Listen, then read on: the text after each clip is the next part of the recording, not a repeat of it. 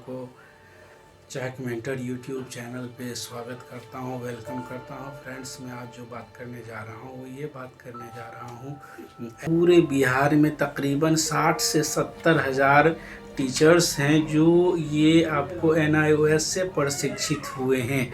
ये मामला चल रहा है, क्या मामला है वो पूरा आप लोगों को पता है। मैं आपको बता रहा हूँ कि इस मामले में आपको 5 जनवरी 2023 को बिहार सरकार के जानिब से एक पत्र निर्गत किया गया, जिस पत्र में कहा किया गया है वो ये कहा गया है कि जिन टीचरों का प्रशिक्षण परिणाम 31 मार्च 2019 के बाद आया है उन लोगों को नवनियुक्त के श्रेणी में लाया जाए।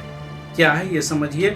और बस हम अब उसके दो मुद्दे पे हम बात करेंगे कि वो है क्या पूरा मामला। एक तो इस पे बात करेंगे, दूसरी बात इससे क्या नुकसान हो रहा है, और तीसरी बात हम ये करेंगे कि इस वक्त में ऐसे कंडीशन में हमें क्या करना चाहिए। ये 3 मुद्दे पे मैं बात करूँगा। तो अब पहले समझिए, चूँकि ये काफ़ी दिनों से आ रहा है, जो भी NIOS से प्रशिक्षित शिक्षक हैं उन तमाम लोगों को इसकी पूरी अवगत इससे हो गए होंगे कि ये हो क्या रहा। हो ये रहा है कि बिहार सरकार जैसे चिट्ठी निकालने के बाद अलग अलग ज़िला के DEO ने भी अब पत्र निर्गत कर दिया। वो पत्र ये निर्गत किया कि आपके यहाँ यानी आपके प्रखंड में जो भी NIOS से प्रशिक्षित टीचर हैं जिनकी प्रशिक्षण तिथि 31 मार्च 2019 के बाद की है, उन लोगों की लिस्ट लाइए। लिस्ट ला के करेंगे क्या, ये करेंगे कि जो उस चिट्ठी में कहा गया है वो सीधे आप ये समझिए कि इनके तनख्वाह को कम कर दिया जाएगा। यानी इनको जो है ये कह रहे हैं कि जैसे 22/5/2019 का इनका जो है परिणाम आया है। अब यहाँ से 2 साल आपको 22/5/2021 को ये ट्रेंड मानेंगे और यहाँ से ट्रेंड स्केल फिक्स करेंगे। और फिर उसके बाद जो है तो अब इनकी तनख्वाह में आपको 5 से लेकर के और 9,000 तक की जो है वो कमी आ जाएगी। एक तो ये प्रॉब्लम है कि तनख्वाह में कमी आएगी। दूसरा प्रॉब्लम ये है कि वो टीचर जिनका किसी वजह करके 19/10/2022 तक भी रिज़ल्ट नहीं आया है, उन लोगों को विधिवत तरीके से बर्खास्त कर दिया जाएगा। ये मुद्दा है। क्या मुद्दा है? पहला मुद्दा ये है कि आपको ट्रेंड जो है वो 2 साल के बाद मानेंगे, यानी ट्रेनिंग का जो डेट होगा उसके 2 साल के बाद आपको जो है ग्रेड पे मिलेगा। दूसरा चीज़ ये है कि आपके तनख्वाह में कमी हो जाएगी। तीसरा ये है कि आपका जो है वो रिकवरी, जो अभी तक तनख्वाह मिला है ग्रेड पे का, वो रिकवरी किया जाएगा। अगर वो रिकवरी करते हैं तो 71,000 तक वो रिकवरी कर सकता है एक टीचर से। तो ये मुद्दा है। अब इसको लेकर के क्या चल रहा है उसमें ये समझिए आप, हमारे बिहार में सारे जितने भी टीचर्स हैं, जो भी एसातिज़ा हैं, वो किसी न किसी ग्रुप में, किसी न किसी संघ के साथ जुड़े हुए हैं। कोई जो है प्रारंभिक शिक्षक संघ के साथ जुड़े हुए हैं, कोई जो है TET संघ के साथ जुड़े हुए हैं, कोई जो है STET संघ के साथ जुड़े हुए हैं, कोई जो है आपको परिवर्तनकारी महासंघ के साथ जुड़े हुए हैं। गोया के सारे टीचर्स किसी न किसी संघ के साथ जुड़े हुए हैं और हर संघ का अपना एक नीति है। उस नीति के अकॉर्डिंग वो संघ कार्य कर रही है। सारे संघ इस कोशिश में है कि इस मसाइल का हल करवाया जाए, लेकिन हर संघ अपने अपने हिसाब से इस मसले का हल करना चाह रहे हैं। इस वजह से NIOS ट्रेंड जितने भी टीचर हैं वो कई खेमे में बटे हुए हैं और वो खेमा अलग अलग कोशिश कर रही है। तो ऐसे कोशिश करने से रिज़ल्ट परिणाम वो आने में टाइम लग सकता है। तो इसके लिए मैं ये कह रहा हूँ कि आप जितने भी, मैं भी हूँ उसमें, जितने भी ट्रेंड टीचर्स हैं वो सब एक हो जाएं, वो एक हो। अभी इस वक्त मैं आपको बता दूं 23 फरवरी को धरना में गया, पटना में अभी जो है पटना गर्दनी बाग में 3 संघ मिल करके धरना प्रदर्शन अनिश्चितकालीन धरना कर रहे हैं, जिसमें आपको जनाब अब्दुल बाकी अंसारी साहब जो भी बिहार में उर्दू टीईटी के टीचर्स हैं, मैं भी उर्दू टीईटी टीचर्स हूँ, तो लगभग जो है आपको 12 से 17 हज़ार उर्दू टीईटी वाले टीचर्स हैं।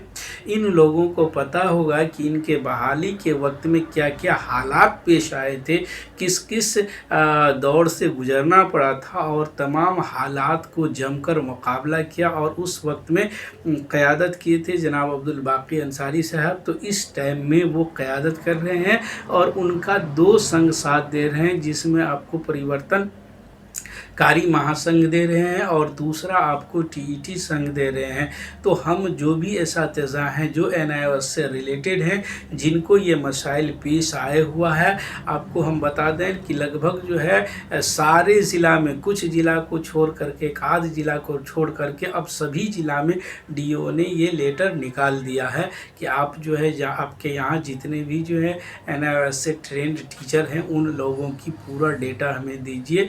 उनका जो है आपको सर्विस बुक को संधारण करेंगे और फिर इस आधार पे उनकी जो है सैलरी कमी होगी।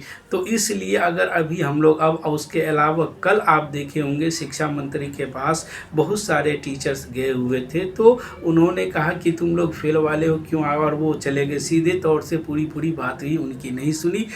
तो ये स्थिति है। गवर्नमेंट, हमारे माननीय मुख्यमंत्री जी वो अभी जो है चुनाव प्रचार में लगे हुए हैं। पूर्णिया में कल उनका जो है पूरा हुआ, उनको भी ध्यान दें। और जो निदेशालय है, निदेशक हैं जनाब RK महाजन साहब, उनके तरफ से भी आपको गौन है। इस मामले में अगर मजबूत होके अगर हम नहीं आएंगे तो फिर हमारी हालत वैसे ही होगी जैसे कि आपको समान काम समान वेतन में जो आप देखे हैं। तो इसीलिए इस वक्त की ज़रूरत ये है कि हम सब एक होके, मुत्तहिद होके, संगठित होकर के, हमारा जो आपको अब्दुल बाकी अंसारी साहब का संघ है, उनके साथ संघ, आप जिस संघ में भी हैं आपका वेलकम है। आप रहें, जो संघ जो भी कार्य कर रही है उसमें भी आप सहयोग करें, उनका भी सराहना करें, उनका भी स्वागत योग्य कदम है, ठीक है, करें आप। लेकिन जहाँ जो मजबूत से आप मजबूती के साथ अपने बात को रख रहे हैं, मजबूती के साथ आगे बढ़ रहे हैं, उसको आप हर हाल में मदद करें, सहयोग करें। अब आइए इसका मसले का हल।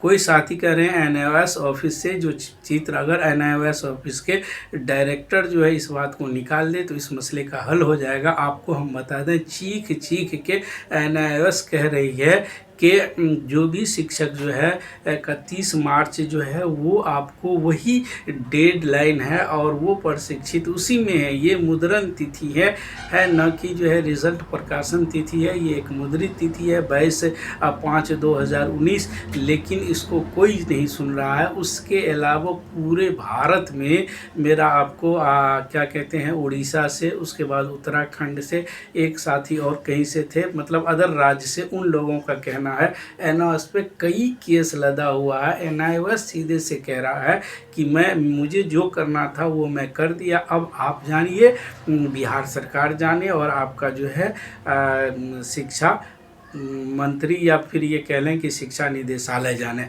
करना ये होगा। इसमें देखिए बस एक काम है, जब तक के शिक्षा निदेशक का पत्र से ये मामला खड़ा हुआ है तो शिक्षा निदेशालय ही इसको रोक सकता है।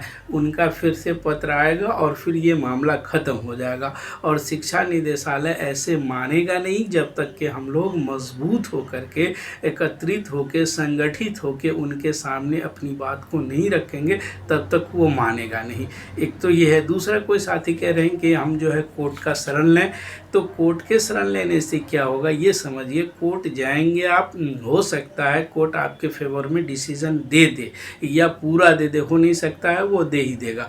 लेकिन इन इसमें आपको 2 साल, 3 साल, 4 साल, 1 साल इतना लंबा वक्फा लग जाएगा, वक्त लग जाएगा, तब तक के आपके सर्विस बुक का संधारण हो जाएगा, तब तक आपका एरियर ब्लॉक हो जाएगा, तब तक आपकी सैलरी कम मिलेगी और आप समझ लीजिए कि फिर क्या मामला होगा। तो उसमें लंबा प्रोसीजर है और या फिर हो सकता है कोर्ट में कुछ भी मामला हो सकता है। कोर्ट का मामला आप देख चुके हैं। तो एक ही मसले का हल ये है, वो ये है कि बिहार सरकार का जो है आपको और शिक्षा निदेशक पत्र दे और इसको वापस ले ले ये, और इसके लिए हम लोगों को एक होना होगा और संगठित होना होगा और मजबूती से अपने बात को रखना होगा।